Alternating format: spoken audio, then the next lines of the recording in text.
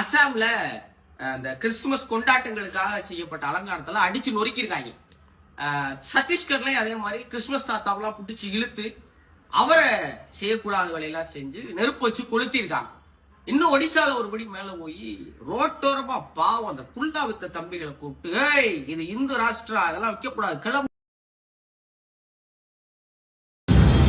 अरे इधर ये हिंदू राष्ट्र है, इधर क्रिश्चियन का चलेगा नहीं. उठा ले डिसेंबर. இந்த பயலுக்கு பூரா கடைசியா சொன்ன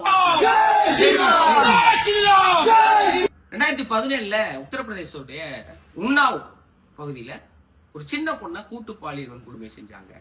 அது செஞ்சது யாருன்னா அந்த பகுதியோட சட்டமன்ற உறுப்பினர் எம்எல்ஏவா இருந்த குல்தீப் சிங் செங்காராவோ அவரோட சேர்ந்த சில பேர் 2 வருஷம் 3 வருஷம் போராடி இது கேஸ் ஆகி எடுக்காம நாடு முழுவதும் போராட்டம் நடத்தி அந்த புள்ளுக்கு பல கொலை மிரட்டல் விடுத்து அவங்க அப்பாவை காவல் நிலையத்துக்கு கூட்டி போய் விசாரிக்கிறாங்க, அடிச்சு கொன்னு அவங்க உறவினர்கள் ஆக்சிடென்ட் பண்ணி கொண்டு இந்த புள்ள ஆஸ்பத்திரியில போய் சாகுற தருவாயில இருந்து மீண்டு அதன் பிறகு வேற வழி இல்லாம டெல்லி உயர் நீதிமன்றம் அவருக்கு ஆயுள் தண்டனை கொடுத்துச்சு. இப்ப அதே டெல்லி உயர் நீதிமன்றத்துல மேல்முறையீடு செய்யப்பட்டு அந்த புனிதர் குல்தீப் சிங் செங்காரா தண்டனையில இருந்து தடுத்து நிறுத்தி வைக்கப்பட்டிருக்கிறாரு. இதை எதிர்த்து போராடின அந்த பாதிக்கப்பட்டோட பெண்ணோட அம்மா இருக்காங்கல்ல, அவங்கள கைது செஞ்சு கூட்டி போயிருக்காங்க.